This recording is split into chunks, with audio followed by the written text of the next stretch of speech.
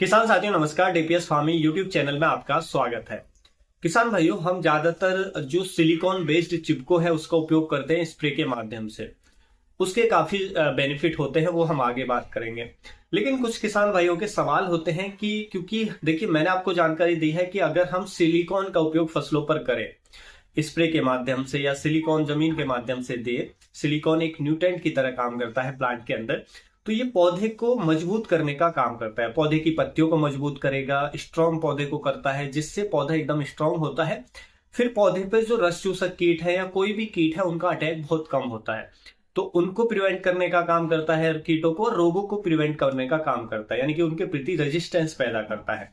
उसके साथ साथ ये हर एक तनाव से पौधे को बचाता है। जैसे अभी बहुत ज्यादा गर्मी पड़ेंगी आने वाले समय में, मई में, जून में, तो उस हाई टेम्परेचर के तनाव से पौधे को बचाता है।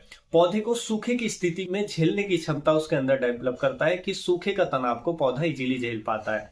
उसके साथ साथ ज्यादा हाई टेम्परेचर का तनाव है, यानी कि किसी भी तरीके का स्ट्रेस है उसको पौधा इजीली झेल पाता है अगर प्लांट के अंदर सिलिकॉन पर्याप्त मात्रा में हम दें या स्प्रे के माध्यम से दें। लेकिन बहुत सारे किसान भाई यही सोचते हैं कि जो हम सिलिकॉन बेस्ड चिपको का उपयोग करते हैं तो उसके अंदर भी सिलिकॉन होता है, क्योंकि वो भी सिलिकॉन बेस्ड होता है, तो क्या वो है भी वही काम करेगा जो हम बात कर रहे थे कि सिलिकॉन जो फर्टिलाइजर है, जो न्यूट्रिएंट उपयोग किया जाता है, क्या वो भी काम करेगा, वही रिजल्ट देगा? तो देखिए, ऐसा बिल्कुल नहीं है। सबसे पहले आपको डिफरेंस समझना पड़ेगा दोनों का।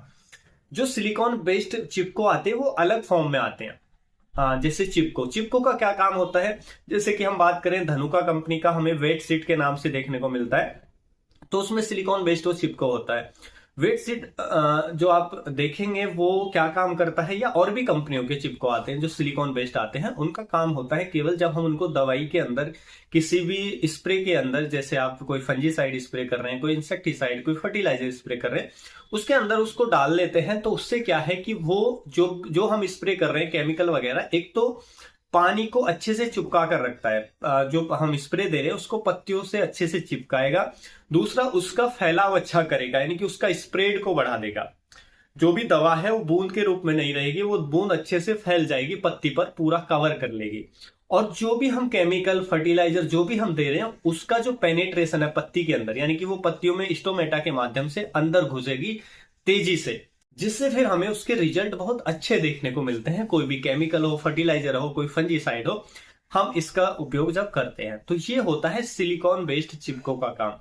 ये जो फॉर्म में जो सिलिकॉन होता है, इस फॉर्म में ये पत्तियों के अंदर पेनिट्रेट नहीं करता है, यानी कि ये एज ए न्यूट्रिएंट काम नहीं करता है। इसका काम केवल पत्तियों पर दवाई को चिपका कर रखना, उसका स्प्रेड अच्छे करना, और जो भी टेक्निकल हम दे रहे हैं, दवाई दे रहे हैं, उसका पेनिट्रेशन को बढ़ा देना।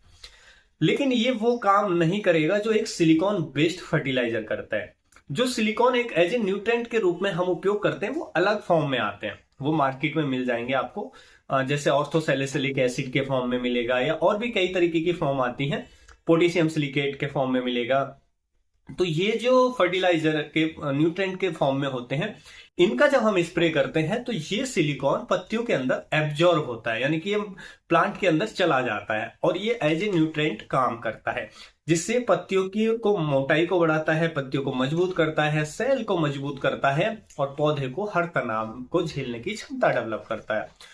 तो जो हमें उपयोग करना है, जैसे जो हमारा सिलिकॉन बेस्ड, जो हमारा एज ए फर्टिलाइजर न्यूट्रिएंट की तरह बनाया गया है उस फॉर्म में, वो हमें यूज करना है जो तनाव से बचाने के लिए या कीटों व रोगों के प्रति प्रतिरोध पैदा करने के लिए हमें वो वाला जो सिलिकॉन है वो यूज करना है।